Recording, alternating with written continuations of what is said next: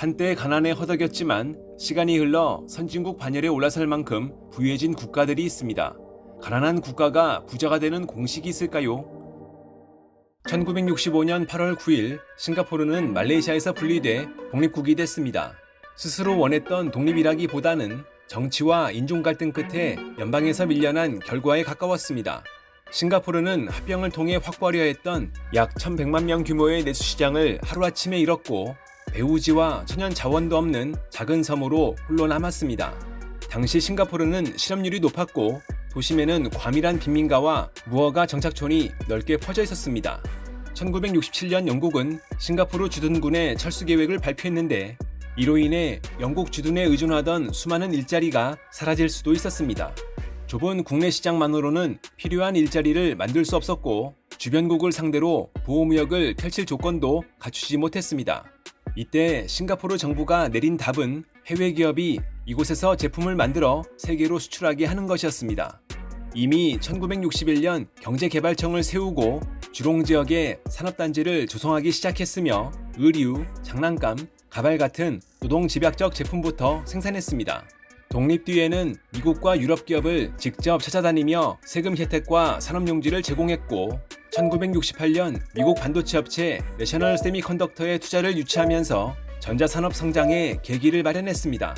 리콴유 정부는 부패를 강하게 단속하며 행정에 대한 신뢰를 높였고 영어를 경제활동의 공통 언어로 활용했습니다. 직업 교육도 확대해 다국적 기업이 필요로 하는 노동력을 공급했습니다. 강경한 노사 분규가 잦았던 노동시장도 노동조합을 없애는 방식이 아니라 정부, 기업, 노조가 임금과 고용 문제를 협의하는 체제로 재편됐습니다. 1972년에는 새 주체가 참여하는 국가임금위원회까지 출범했습니다. 또한 주택개발청은 1960년부터 대규모 공공주택 건설을 시작해 1965년 말까지 5만 3천 가구를 공급했습니다. 열악한 주거지를 철거하고 주민을 계획도시로 옮긴 정책은 위생 문제를 줄이는 데 그치지 않고 안정적인 노동력을 산업지역 가까이에 배치하는 효과까지 만들었습니다.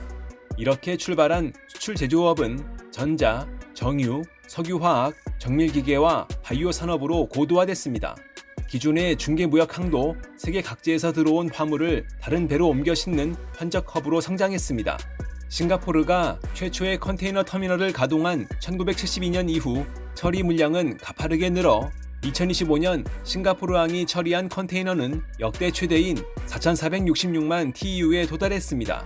현재 싱가포르항은 600개가 넘는 항만과 연결돼 있고 200곳 이상의 국제 해운 그룹도 이곳에 거점을 두고 있습니다. 무역과 기업 활동이 집중되자 자금과 외환 거래도 따라왔습니다. 2025년 4월 싱가포르의 하루 평균 외환 거래액은 약 1조 4,850억 달러로 세계 3위 외환 시장에 올랐습니다. 독립 당시 생존 가능성마저 의심받던 싱가포르의 1인당 GDP는 산업화와 함께 빠르게 증가했고 2025년에는 10만 달러에 육박했습니다. 좁은 영토와 작은 내수 시장은 과거와 다르지 않습니다. 그렇지만 싱가포르는 그 약점을 해결하기보다 세계의 기업과 물류, 자본이 모이는 거점을 만들어냈습니다. 1953년 한국전쟁이 끝났을 때 한국은 세계에서 가장 가난한 국가 가운데 하나였습니다. 산업시설은 대부분 파괴됐고 국민소득은 생계를 걱정해야 할 수준이었습니다. 1949년에 제정돼 1950년부터 본격 시행된 농지개혁은 농사를 짓는 사람이 직접 토지를 소유하도록 하며 지주 중심의 토지 구조를 크게 바꿨습니다. 이 개혁이 채 자리를 잡기 전 발발한 한국전쟁은 남아있던 기존의 경제질서까지 크게 흔들었습니다. 많은 개발도상국이 토지와 부를 독점한 기득권의 반발로 개혁의 어려움을 겪었던 것과 달리 한국은 비교적 평등한 출발선 위에서 산업화를 추진할 수 있는 여건을 갖추게 됐습니다. 한국의 성장에는 국제 정세도 중요한 역할을 했습니다. 냉전이 본격화되면서 미국은 공산주의와 맞선 한국을 전략적으로 중요한 국가로 판단했고 경제 원조와 시장 접근 기회를 제공했습니다. 여기에 1965년 한일 국교 정상화 이후 들어온 청구권 자금과 차관도 더해졌습니다. 중요한 점은 자금의 규모보다 사용처였습니다. 상당수는 발전소, 도로, 제철소 같은 생산 기반을 만드는 데 투입됐고 이는 이후 산업화를 떠받치는 토대가 됐습니다. 1962년부터 시작된 경제개발 5개년 계획은 이러한 기반 위에서 본격적으로 추진됐습니다. 당시에는 자동차도 많지 않았지만 한국은 서울과 부산을 잇는 경부고속도로를 건설했고 포항제철과 산업단지에도 대규모 투자를 이어갔습니다. 산업이 성장한 뒤 기반시설을 만드는 것이 아니라 기반시설을 먼저 구축해 산업을 키우겠다는 전략이었습니다. 교육 투자로 양성된 인력은 제조업 성장의 기반이 됐습니다. 값싼 노동력을 바탕으로 시작한 제조업은 철강, 조선, 자동차, 전자산업으로 영역을 넓혀갔습니다. 한국 기업들은 세계 시장에서 경쟁하며 경험을 쌓았고 산업은 점차 고부가가치 분야로 이동했습니다. 여기에는 시대적 행운도 있었습니다. 한국이 경공업에서 중화학공업으로 성장하던 시기, 중국은 아직 세계의 공장으로 부상하기 전이었습니다. 한국은 비교적 경쟁이 덜한 환경에서 수출을 확대하며 기술과 자본을 축적할 시간을 확보했습니다. 그렇지만 성장 과정이 순탄했던 것만은 아닙니다. 1997년 외환위기로 수많은 기업이 무너졌고 경제는 큰 충격을 받았습니다. 한국은 기업 구조조정과 금융개혁을 추진하며 경제체질을 개선했고 생존한 기업들은 글로벌 경쟁력을 더욱 높여나갔습니다. 2000년대 들어서는 정보통신 산업에 적극 투자하며 초고속 인터넷망을 빠르게 구축했고 반도체, 디스플레이, 휴대전화 같은 첨단 산업을 국가의 핵심 성장 동력으로 육성했습니다. 이렇게 축적된 기술력은 오늘날 인공지능 시대의 핵심인 반도체 산업으로 이어졌습니다. 1960년 1인당 GDP가 158달러에 불과했던 한국은 이제 선진국 반열에 올랐습니다.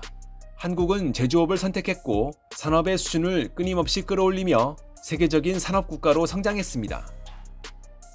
1919년부터 1921년까지 이어진 독립전쟁 끝에 아일랜드는 영국의 지배에서 벗어나 독자적인 국가의 길을 걷기 시작했습니다.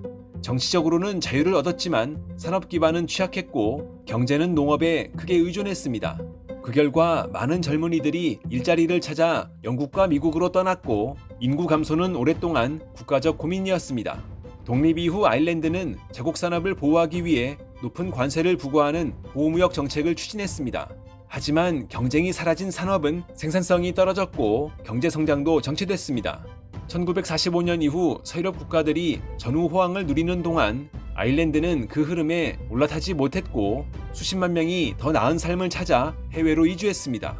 1958년 재무부 차관 휘테커가 발표한 경제개발 계획은 이러한 흐름을 바꾸는 전환점이 됐습니다. 아일랜드는 보호무역에서 벗어나 수출 중심 경제로 방향을 틀었고 외국인 투자를 적극 유치하기 시작했습니다.